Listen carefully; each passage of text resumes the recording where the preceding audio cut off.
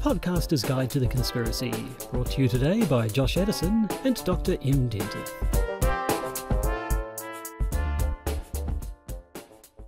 Hello and welcome to the Podcaster's Guide to the Conspiracy. Sitting side by side in Auckland, New Zealand, it is I, Josh Edison, and they, Dr. M. Dentith. We actually managed to co-locate once again. I don't know that we have a lot to talk about before we get into things, but I understand you've been off gallivanting around on other podcasts again. See, I was really thinking, I don't have a lot to say, but you do, given I did record a almost 3-hour interview with Julian Charles of the Maine Reviewed last night.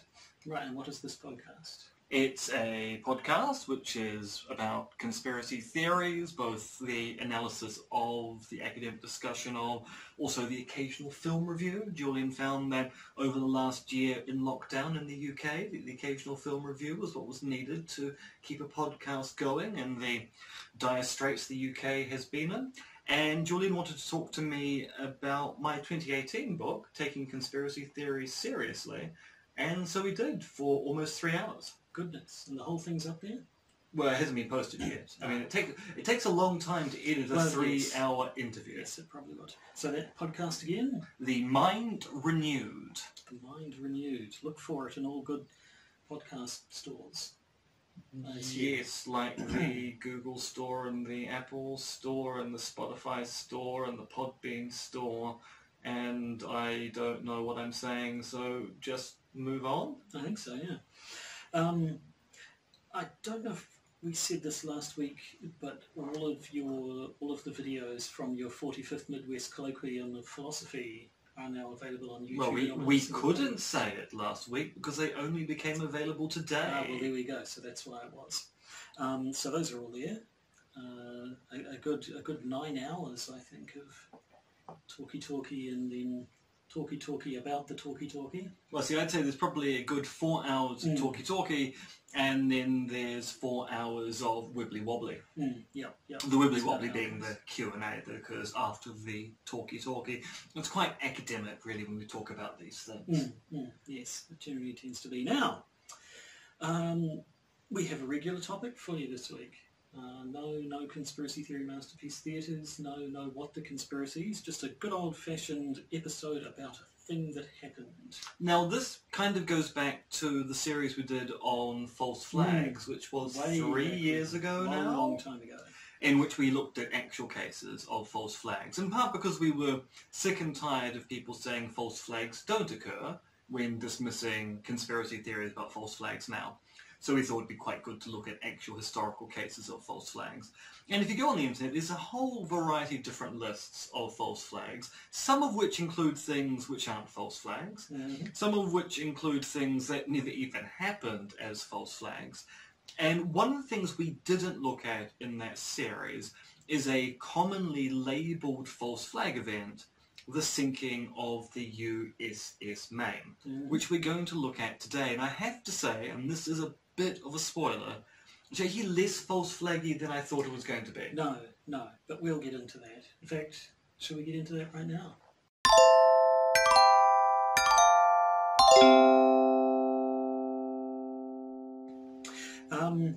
Right. Hit me with the facts then. What do we actually know for certain about the USS Maine, and then we'll get into what people say about it. So the USS... I can't even say USS without working out where to stop saying my S's. So there's going to be a lot of... The USS Maine was sunk in Havana, Cuba, and so the harbour of Havana, not the actual city of Havana. Although that would actually make for an amazingly different story, where the USS Maine was sunk in the middle of the city of Havana. It was in the harbour of Havana City in Cuba. It was February the 15th. It was 21:40 hours, and an explosion occurred, leading to the killing of around about 260 crew. So some accounts state it's 260, in which 252 died in the actual explosion and 8 died due to injuries a few days later. Some other accounts actually say it's about 261. I swear I read 266 somewhere, but then Yeah, and I've also read 255. So a lot of people anyway. That was at least in the region of, I think, 3/4 of the crew who were on board the ship at the time. But not the officers. Not the officers, no. Which is actually not due to a mystery at all. That'll be explained in just a second. So the explosion ripped apart the first third of the ship. And it turns out the officers and their quarters, because it was nighttime, were located in the back third of the ship. So they were just more likely to survive the explosion anyway. Most of the contemporary accounts, so the accounts which appear on the day, refer to the explosion as, I should say, contemporaneous accounts, refer to the explosion as mysterious. And most of the contemporary accounts, the accounts today, also refer to the event being mysterious.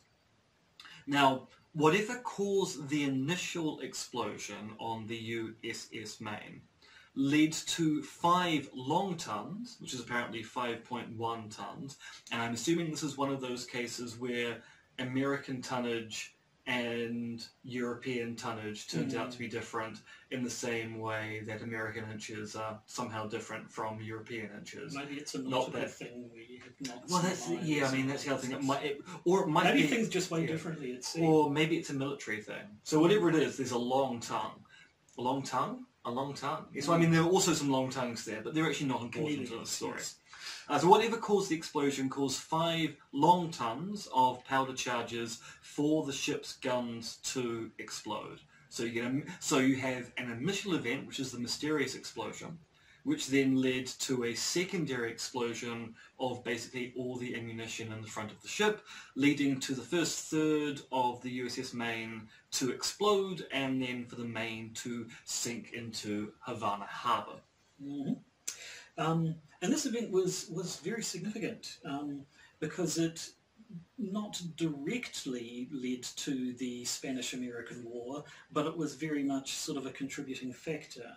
It's not as though America declared war on the Spanish as soon as the Maine was sunk. I believe the war was actually declared by Spain, but I think it put people in a warlike frame of mind, and I think once the war did start, there was a lot of let's get those damn Spaniards back for what they did to the Maine. Apparently at the time, the initial report said the explosion was an accident, but Assistant Navy Secretary 1 Theodore Teddy Roosevelt.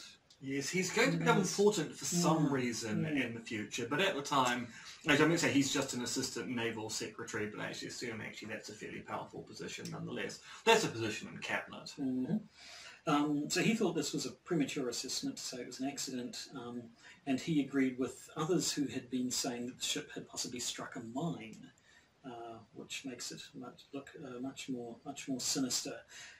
So the reason the Maine was actually in Havana at the time was the US was monitoring the Spanish regime's put down of an armed uprising by nationalist guerrillas. So at that time, Cuba was a Spanish colony. And America was in favour of Cuban independence from the Spanish.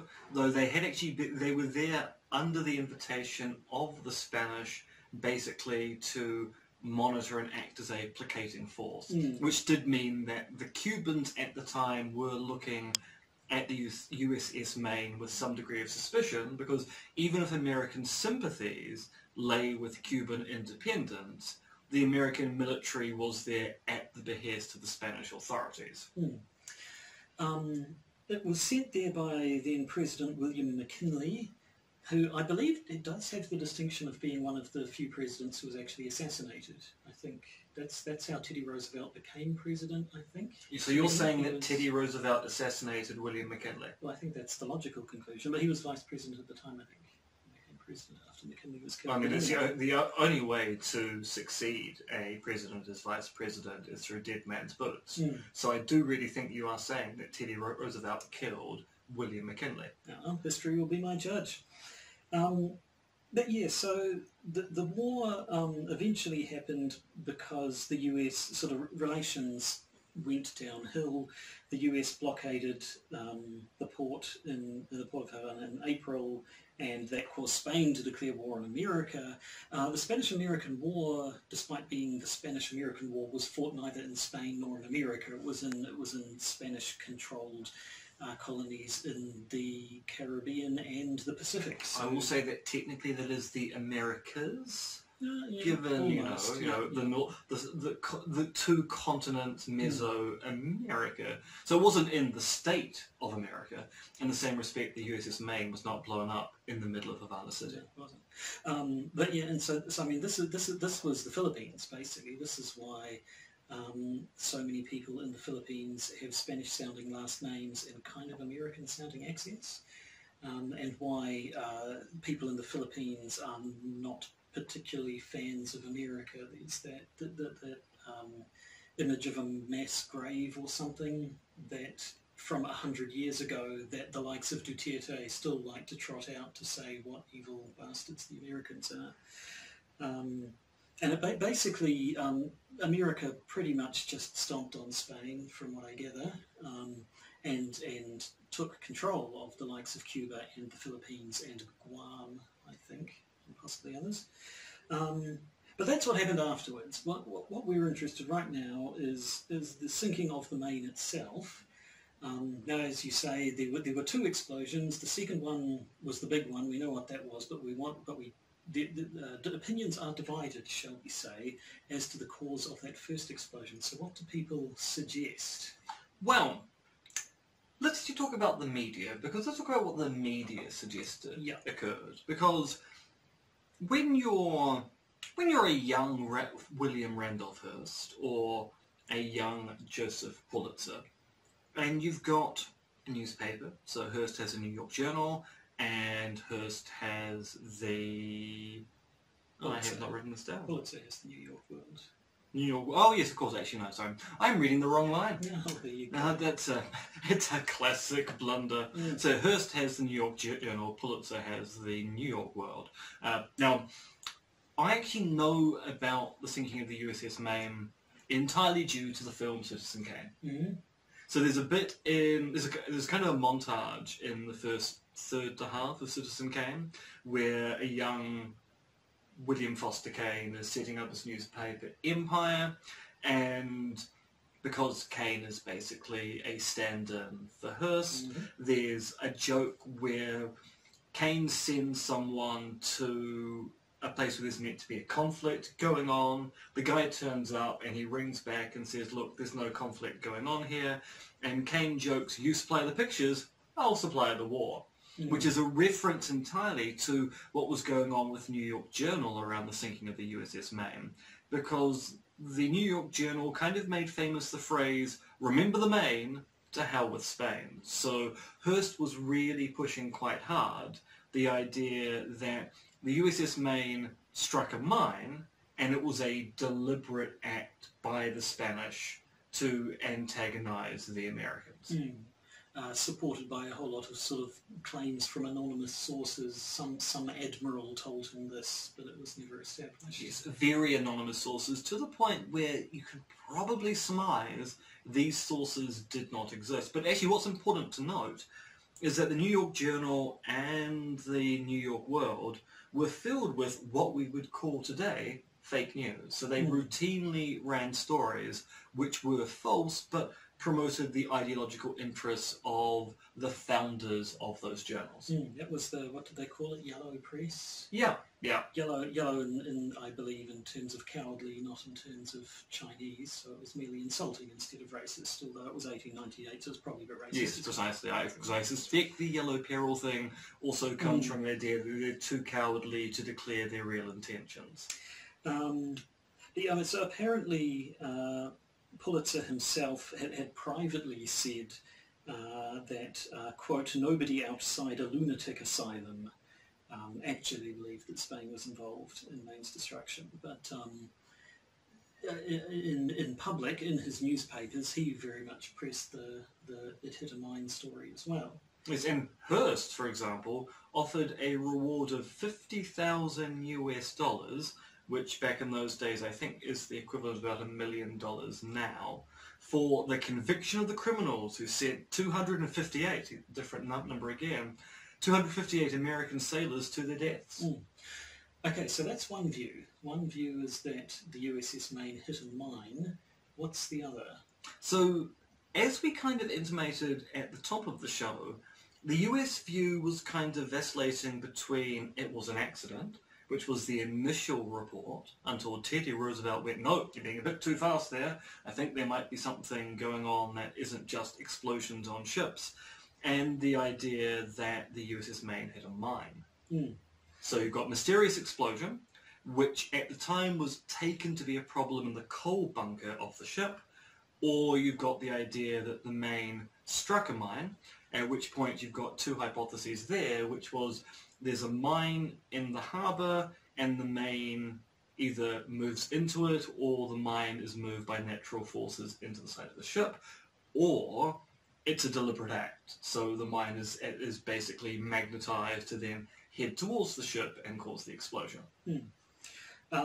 Or yes, there was just simply some sort of a coal dust explosion that happened on the ship itself, and so it was completely accidental. So the mine theory was what seemed to come up to begin with, but later reports started to lean towards the idea that maybe it was just a coal dust explosion and therefore nothing to do with the Spanish at all. So there were a few reports conducted over time. So in 1898 there were two investigations.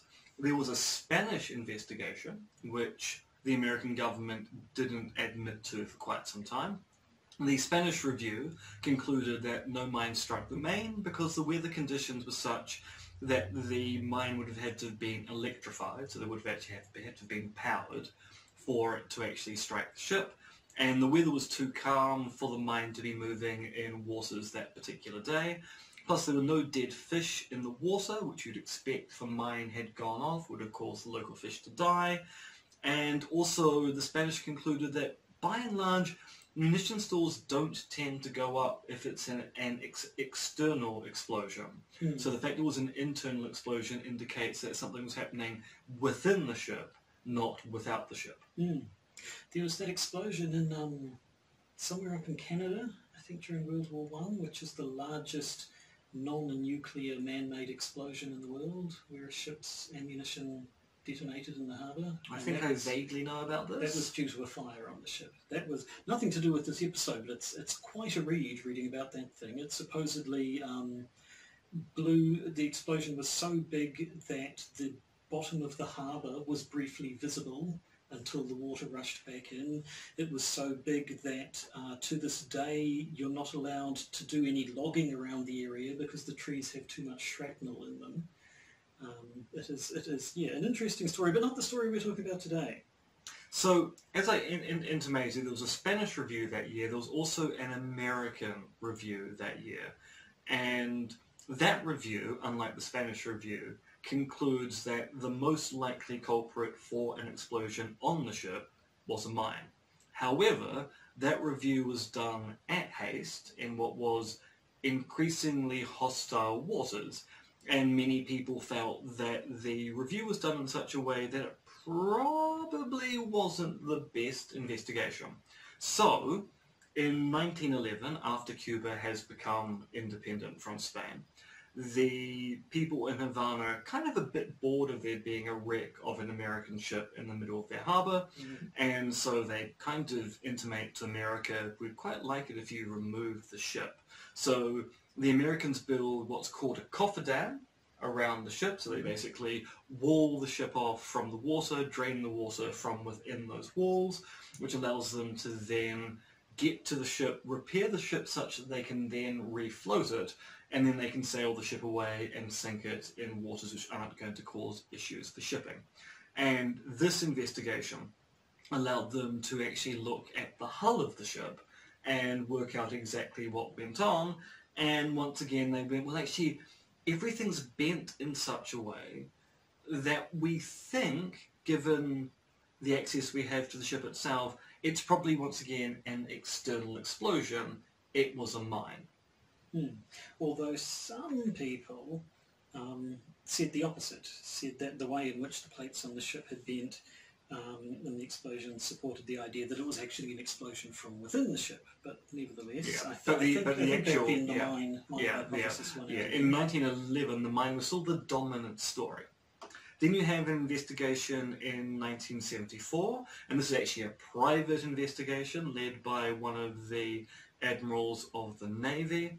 This is the investigation which starts to use more sophisticated modelling, and this is the investigation that goes, actually, given everything we know about the way explosions work and the story that was told on the day of this particular explosion, it does seem like it's going to be a coal dust issue leading to the detonation of the ammunition rather than there being an external source. So apparently it went into some depth about the various sort of chemical agents that were stored on board the Maine at the time, and how a change in coal-based fuel that happened at the time might have led to the explosion. And it also, like those dissenting experts in the 1911 investigation, suggested that the structural damage to the Maine suggested that the explosions happened inside the ship, within the ship, not external to it. Now, there's also a 1998 investigation by National Geographic, and this one actually uses computer modelling, and the computer model once again goes back to the mine hypothesis, and this actually caused issue with the investigators in 1974 because they really didn't like the National Geographic investigation at all. Well, they wanted their report to be the final word, didn't they? And good old Nat Geo, which is of course now owned by Fox, had to want it in and really, let's say, screw the pooch, but I have no idea why pooches are being screwed in this particular story. No, as far as I know, no animals apart from human beings were harmed in the detonation of the USS Maine. Actually, I suspect that's probably not true. They probably kept dogs on that ship. Well, you'd think so. Yeah. That seems to be the sort of thing that happens. Anyway, so we have these two theories. It was a mine and therefore a deliberate act by Spain, or it was a coal dust explosion and therefore a tragic accident. And we have a series of reports that basically can't make up their minds between them. But there is a third theory. And that's where things actually start to get false-flaggy. Well, yes, because you've got the official theory or official story in Cuba itself. And the Cuban story is that the USS Maine was sunk by US agents. Yeah, so an actual false flag, that the ship itself, I don't know if they say how, whether the US agents deliberately mined their own ship or deliberately set off a coal dust explosion of some sort from within their ship, but nevertheless the theory there is that the US sunk their own ship basically because they wanted to go to war with Spain, and as we said, while the sinking of the Maine didn't immediately lead to the Spanish-American War, it did kind of... it led to heightened tensions. Yeah, and I think sort of public sentiment at the time shifted towards those lousy Spanish people. Which then led to American blockading... Americans blockading the harbour of Havana, which then led to Spain going, enough is enough, we're going to declare war on you, and then discovering that America has a much more sophisticated navy than Spain did at the time. Although actually only marginally, because America a few years before that had a navy which was very bad indeed. Yes, I mean, so February 1898 is the explosion, April 1898 is the declaration of war. So it was only a couple of months in between. It was, but it wasn't the event that started the war. It just played a great role in it. So yeah, I mean, interesting for the things we've been talking about in the more recent conspiracy theory masterpiece theatres is around sort of the tension between conspiracy theory versus the official story. I think here's a good case where the official story in most places is one thing, and something which would normally be labelled as a conspiracy theory in Cuba is the official story.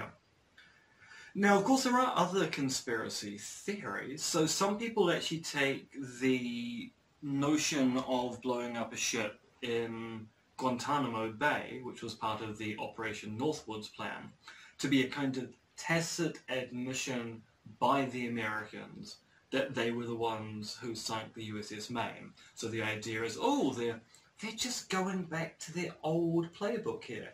They blew up a ship in the harbour of Havana. Now they're suggesting they should blow up a ship in Guantanamo Bay. Interesting how history wants to repeat itself. Wasn't there in Operation Northwoods an actual quote along the lines of, we need a remember the Maine type event? Yeah. So, I mean, there is kind of a rationale to go, well, they're kind of doing exactly the same thing. But then you can also go, well, no, because the people who are involved in Operation Northwoods might be terrible people, but they are aware of American history, and they're going, well, there's a lot of public sympathy for America after the Maine was blown up, no matter who did it. We can probably garner the same thing again if we engineer an event of a similar kind. And then there is the theory, I believe, that Teddy Roosevelt himself was the person behind it all, that he wanted a war, and that while he wasn't, may not have been behind the sinking himself, he very much forced the investigators to conclude that Maine had been sunk in a deliberate act by Spain. And again, because the sinking of the Maine wasn't actually the immediate cause of the war, that looks slightly less certain. But if he did want a war, he certainly got it, that's for sure. Yes, and what is interesting is that because we're dealing with a period in American history which is the reunification between North and the South, one thing which an attack upon an American boat would have done if the attack had occurred, so one thing the sinking of the Maine did actually achieve, was suddenly making people in both the North and the South feel like they were one people together being angry at an external force. So the Remember the Maine cry was something which was said both in the north of America and also the south of America, unifying people after what had been a pretty wrongdoing, that whole Civil War thing, Yes. the slavery. Yeah, I hadn't heard of the American-Spanish War until a year or two ago when I happened to listen to a podcast about it, and the theme of the podcast essentially was not many people have heard about the Spanish-American War because it kind of very much takes a back seat to the world wars that happened in the decades that followed. And it was also only 7 American personnel died during the Spanish-American War, whilst most of the Spanish fleet in the Americas was completely annihilated. Yeah, it was over in, 10 weeks or something? Yeah. It wasn't massively long-lasting. But the argument in this particular podcast that I listened to was that it is possibly the most significant war in American history because it was the war which essentially gave rise to the idea of America as the world's policeman. It was supposedly, according to this one view of history, the war which gave America the idea that we can actually go into other countries run by other people and attack them essentially because we don't like the way in which they're being run. And supposedly they think a lot of the sort of American interventionism that we've seen over the last century can be traced back to the Spanish-American War. Interesting. Interesting indeed. So, should we talk about the rationale as to why we might prefer one story over the other? Do you mean in terms of evidence? Or Yeah, in terms let's of talk about the politics? evidence. Well, I mean, like we say, the evidence has been interpreted by people. The same evidence has been reported in different ways.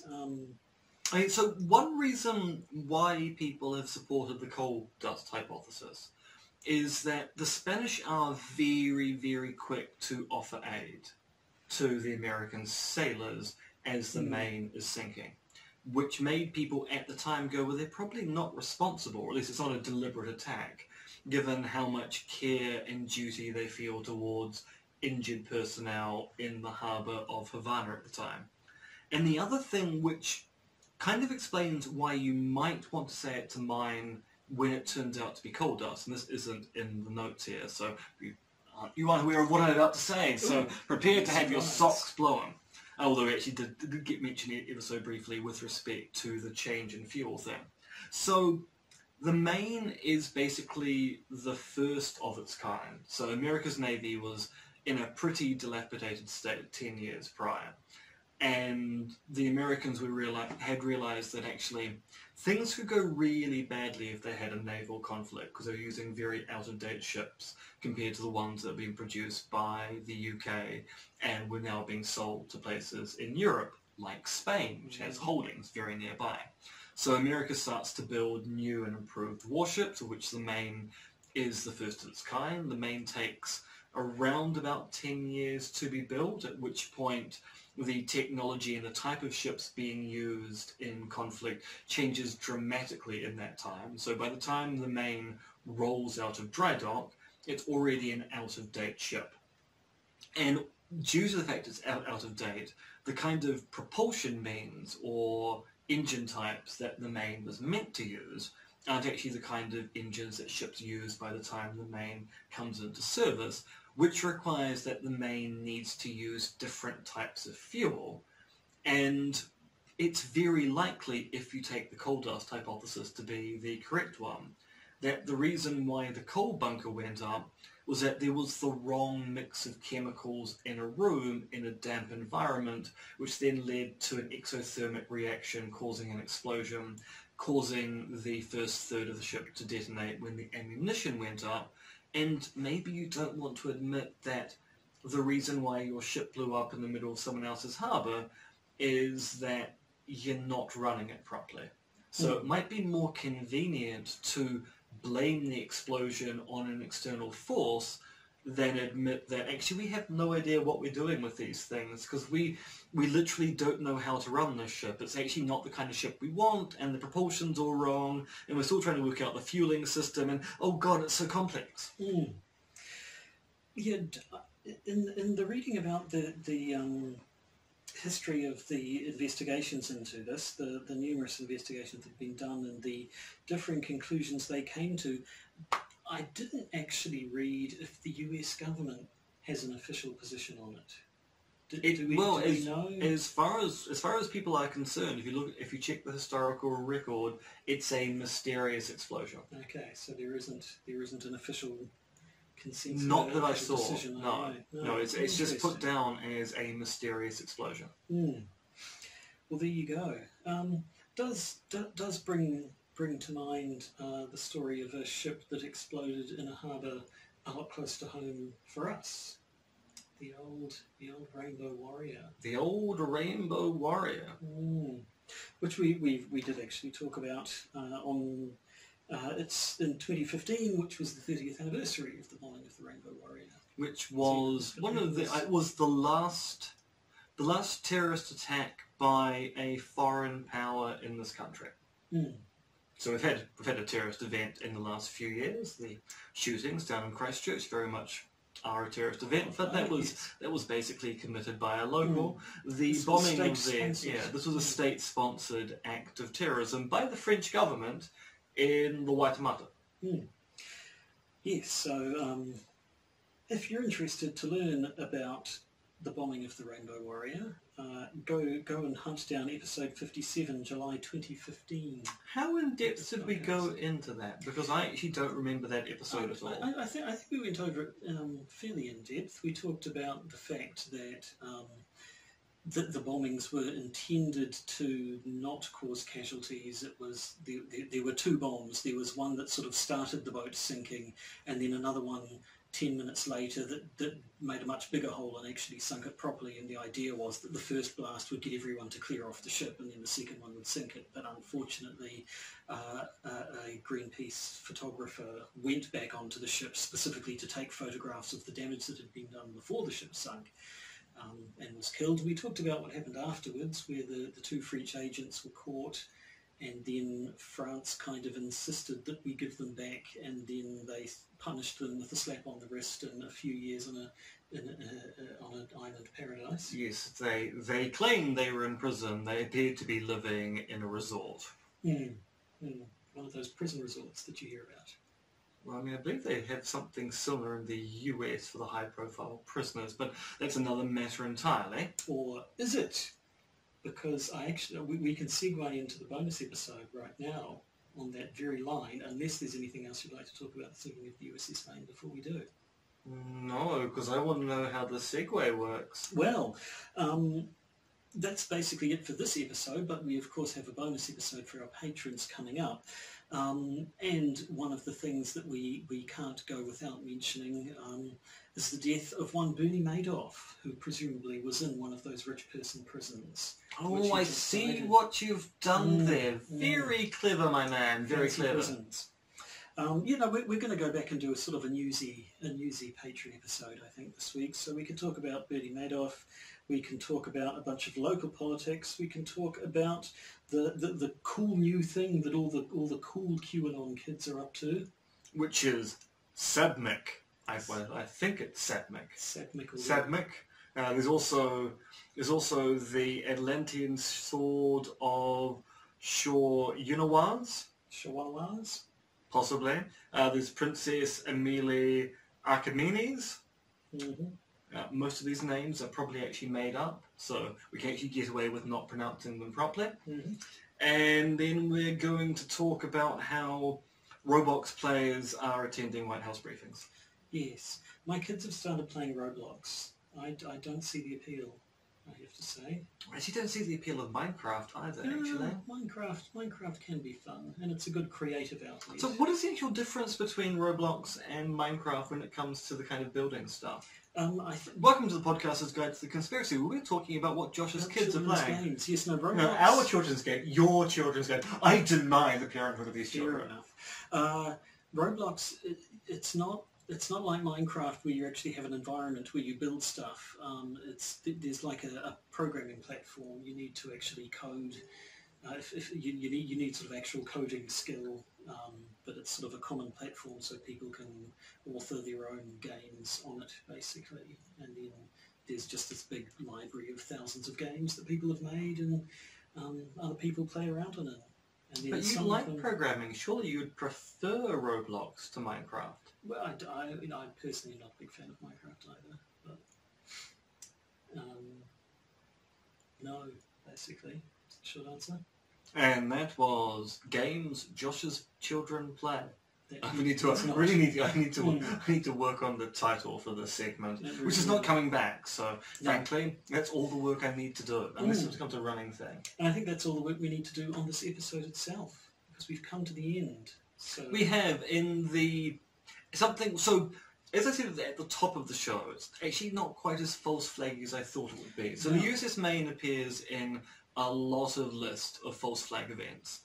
And so we did the research to find out exactly what the story is, and it turns out that yes, there's an official theory in Cuba of it being a false flag event, but actually the standard American story is actually external explosion, which may or may not have been deliberate by the Spanish, but actually probably just an accident, versus maybe covering up a story about an internal explosion to get away from some kind of problem about admitting to fault within your ship design.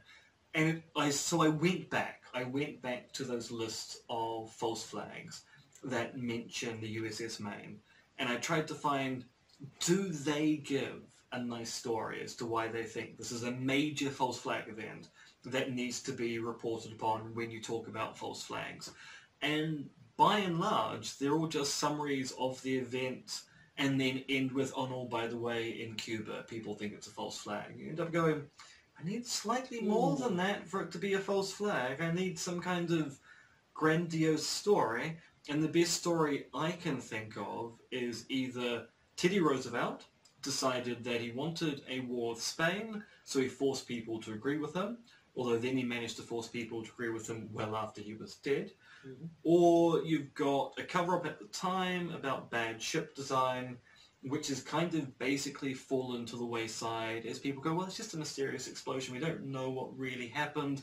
And it turns out it's not really the cause of the Spanish-American War. It simply heightened tensions at the time, but the actual cause of the war was Spain. Yes, unfortunately, I was almost thinking we need to get a new sting, a new false flag sting, so we can stamp that out any time a false flag shows up. But we wouldn't have been able to use it this episode anyway. It would have been false flag, which doesn't really have the same kick. No, although I think the idea of having a false flag sting. I mean, back from that episode we did, false flag, false flag, false flag. All the false flags. It's true, we could even pitch shift them. Mm. You know what I'm going to do now, don't you? I know exactly what you're going to do. Oh, you're going to pitch shift our voices right now. Well, I think we should probably bring this episode to a close and make people feel as though they're sliding off into the night, ready to have a relaxing time. Maybe you're going to go to bed. Maybe you're going to brew yourself a cup of hot joe, eat a donut, and get yourself ready for an exciting afternoon on the town. Or something. Goodbye, everybody. Goodbye!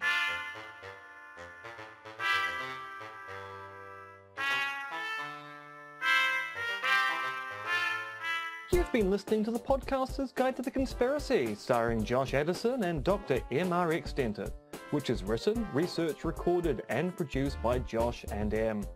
You can support the podcast by becoming a patron via its Podbean or Patreon campaigns. And if you need to get in contact with either Josh or M, you can email them at podcastconspiracy@gmail.com or check their Twitter accounts, Monkey Fluids and Conspiracism.